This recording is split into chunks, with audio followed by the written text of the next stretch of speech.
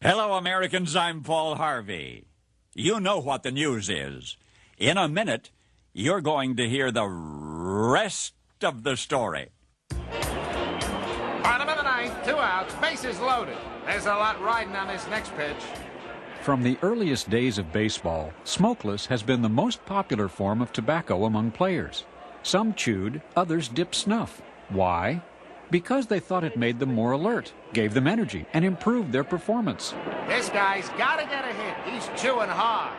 They were wrong. The truth is, smokeless tobacco can hurt your performance. The rush it gives you that feels like more energy is misleading. What's really happening is that nicotine makes your heart beat faster, which lowers your stamina. That pitcher's winded up.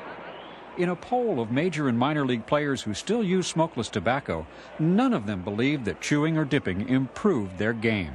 Whether in sports or on the job, the only thing snuff or chewing tobacco will improve are your chances of getting cancer. And it's strike 3. He's out of there. Now, the rest of the story. Jimmy Robinson looked forward to Christmas time each year for 1,000 reasons, but for one in particular, the lighting of the old Christmas tree bulb. For all of his parents' holiday decorations, the most special was a strand of Christmas lights with a score of replacement bulbs in it and one original one. One clear, white Christmas light that had come with the set and which had continued to burn brightly season after season. Oh, there was no mistaking that one bulb. It was the very last one on the string, and it was slightly different from the newer ones, not only in outward appearance, but in a magical, indefinable something in its glow. So for Jimmy Robinson, Christmas time carried with it a unique anticipation. He and Dad would bring home their Christmas tree. They'd get out the ornaments and the lights. Then, before any other decoration was removed from the big dusty cardboard box, that one old strand of tree lights would be taken from it.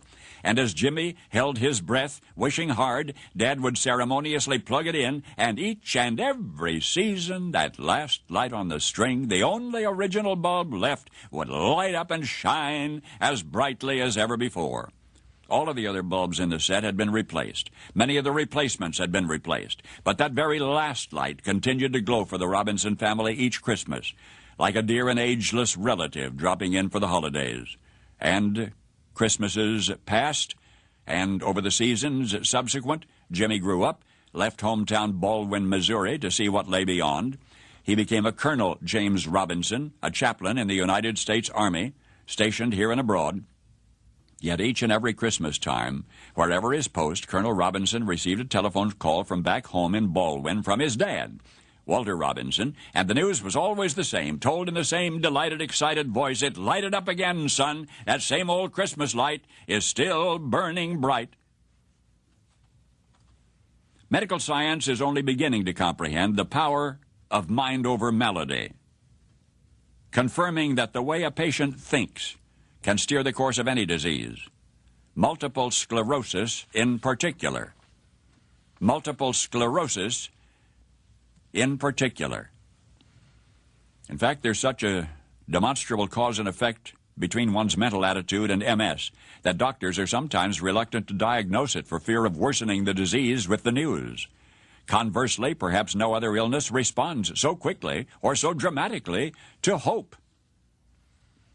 You see, Jim Robinson's dad, Walter, for decades had MS.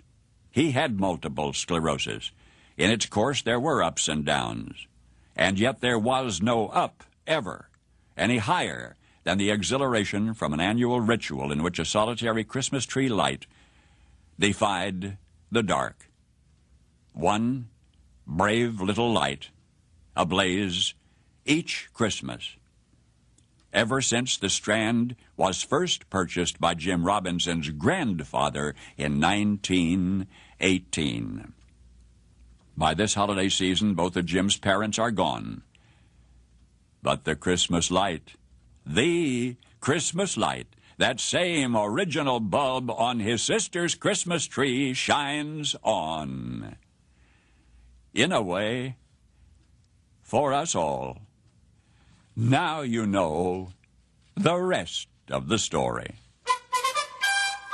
Paul Harvey's Rest of the Story is a service of ABC News.